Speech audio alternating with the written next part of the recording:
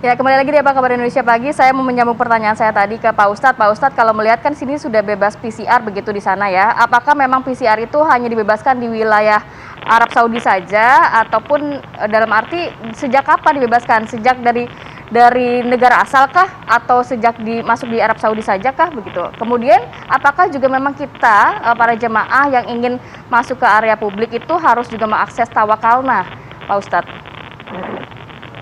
Iya, untuk di Saudinya sendiri, saat mendarat di sini kita sudah tidak ditanya lagi soal PCR. Ya.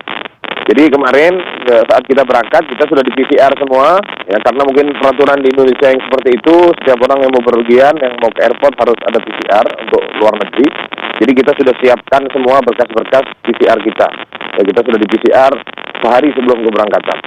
Nah, dan saat check-in juga alhamdulillah sangat mudah sekali ya, kita dipermudah sama petugasnya di bandara di Indonesia dan kita berangkat ke sini ya, yang mana di sini juga saat kita mendarat pun sudah tidak ada PCR lagi, mereka sudah tidak tanya lagi. Adapun masalah aplikasi ya, Saudi punya sama seperti Peduli Lindungi kita, Saudi juga punya itu dengan nama Tawakalna. Nah, di Tawakalna ini tetap kita mau gerak kemana ya, kita dilihat dari Tawakalna ini. Ya, terutama bagi pengunjung di sini. Nanti ada statusnya ya, statusnya ada hijau atau ungu dan yang seterusnya. Kalau hijau berarti itu aman. Nah, dan kita juga tetap menggunakan Tawakalna ini saat kita mau umroh. Kita harus daftar di Tawakalna, dikasih jam berapa dan harinya hari apa, tanggal berapa. Nah, dan untuk membeli tiket, misalkan tiket pesawat di sini atau tiket kereta juga untuk perjalanan domestik tetap harus menggunakan Tawakalna seperti itu. Begitu juga di Masjid Nabawi saat kita mau ke Raudhah, ya kita juga harus daftar di Tawakalna agar bisa dapat jamnya, jam berapa kita bisa masuk ke Raudhah, biar mungkin mengurangi kepadatan, mengurangi ya berdekatan satu dengan yang lain seperti itu. Sama ke Pak Yandri menindaklanjuti tadi ya kebijakan yang dikeluarkan oleh Arab Saudi. Kalau di Arab Saudi sudah tidak diberlakukan lagi karantina, tapi bagaimana dengan kebijakan di Indonesia? Misalnya ketika jemaah umroh dan haji ini hendak pergi ke Arab Saudi dan juga setibanya dari Arab Saudi di Indonesia, apakah kemudian juga diberlakukan karantina? Sudah dikomunikasikan hal ini dengan Kementerian Agama yang menjadi mitra dari Komisi 8 atau bagaimana Pak Yandri?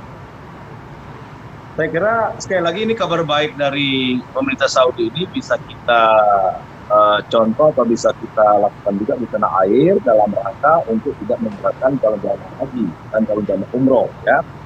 Dan lebih-lebih lagi untuk rakyat Indonesia biar tidak lagi ada PCR, kemudian peraturan ini peraturan itu, karantina, itu sangat memberatkan masyarakat kita, bukan hanya jamaah umroh. Nah, harapan saya dengan banyaknya belahan dunia lain sudah menganggap ini endemi, bukan lagi pandemi, ya sebaiknya pemerintah Indonesia juga ikut menyesuaikan atau mengikuti kebijakan-kebijakan yang sudah diambil negara lain. Virusnya sama, akibatnya sama. Sementara negara lain, misalkan negara-negara yang justru banyak mengundang banyak orang datang ke negara yang khususnya seperti Arab Saudi, mereka sudah membebaskan kok. Ya, kunjungan wisata religinya luar biasa, tiap hari ratusan ribu, bahkan jutaan.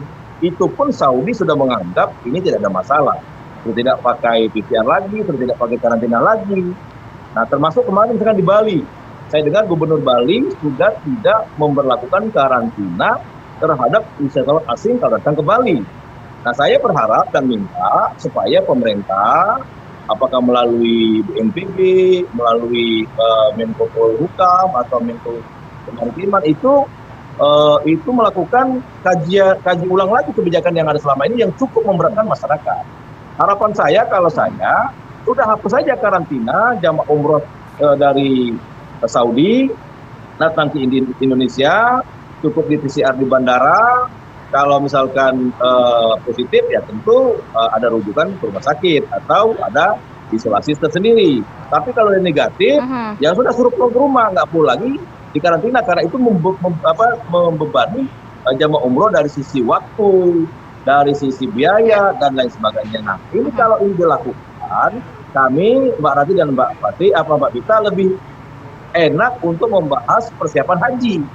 Jadi kita tidak lagi berdebat apakah perlu karantina di Indonesia, apa perlu lagi PCR untuk jamaah haji nanti. Nah, kalau misalkan prakondisi yang sudah diambil melalui pelaksanaan umroh ini tentu kami tidak akan terlalu berbelit-belit, dan itu ujungnya akan meringankan beban jamaah umroh maupun calon jamaah haji nanti. Jadi penting kebijakan pemerintah, karena negara-negara lain sudah tidak menganggap ini pandemi menjadi endemi. Saya berharap dalam rangka meringankan beban masyarakat, terutama jamaah umroh, jamaah haji, itu karantina dan PCR itu dicabut. Baik, Pak Yandri, tadi Anda mengatakan ada kenaikan kurang lebih 10 jutaan begitu ya, dibandingkan sebelum pandemi COVID-19. Angka 10 juta itu untuk karantina, PCR, atau termasuk juga untuk asuransi kesehatan yang harus ada begitu untuk jemaah umroh ini? Jadi 2 minggu yang lalu sebelum kami reses, dan minggu depan kami mulai rapat lagi, Menteri Agama sudah mengusulkan secara resmi ke Komisi 8, saya yang terima waktu itu usulan resmi dari pemerintah itu untuk biaya haji sebesar 45 juta rupiah, yang selama ini di kisaran 34 juta rata-rata ya. Mungkin yang Indonesia Timur lebih besar, tapi Indonesia Barat sampai Aceh itu lebih kecil. Pokoknya rata-rata 34 juta. Jadi ada kenaikan sekitar 10 sampai 11 juta. Nah, kalau saya lihat item per item itu kenapa naik? Misalkan tadi untuk biaya PCR, untuk biaya karantina, biaya kesehatan yang lain, nah itu dibebankan kepada jamaah haji. Calon jamaah haji termasuk calon jamaah umroh. Nah, kalau ini semua dihapus, ya otomatis hilang semua tuh biaya-biaya itu.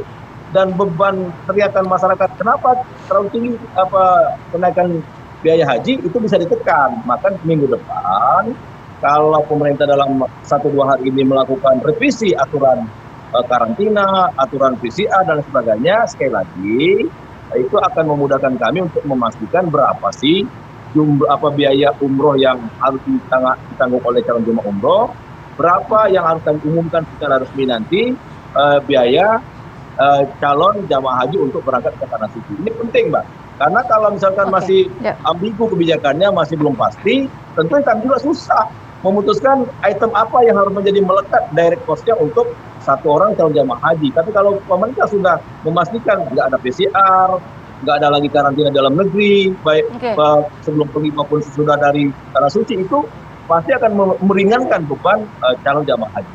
Gitu, dan calon jamaah umroh. Jadi nanti kita tunggulah ya minggu depan nanti rapat yang akan digelar dan juga pertemuan yang akan digelar oleh Komisi 8 bersama dengan mitranya Kementerian Agama seperti apa hasilnya. Saya mau ke Pak Mufi dulu kalau gitu. Pak Mufi, berarti artinya kalau tadi Anda mengatakan bahwa di sana sudah tidak diberlakukan lagi kebijakan misalnya karantina, PCR dan lain sebagainya, bisa dipastikan bahwa tidak ada pembatasan jemaah yang akan pergi ke sana. Betul demikian? Iya.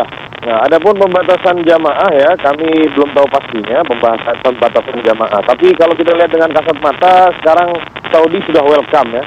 Negara-negara yang dahulu pesawat itu nggak boleh datang dari negara tersebut ya, beberapa di Afrika dan seperti India dan yang lain sebagainya pun sekarang itu sudah total terbuka semua. Sudah dibuka semua layaknya seperti hari biasa, tidak ada apa-apa.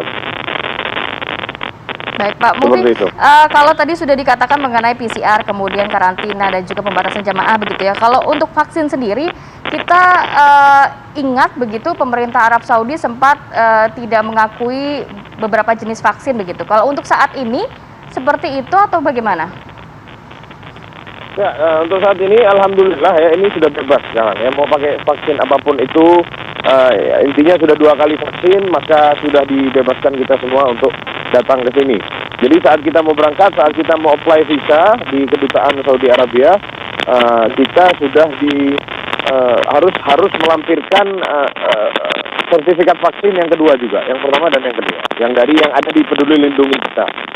Setelah itu baru visa itu bisa keluar. Seperti itu.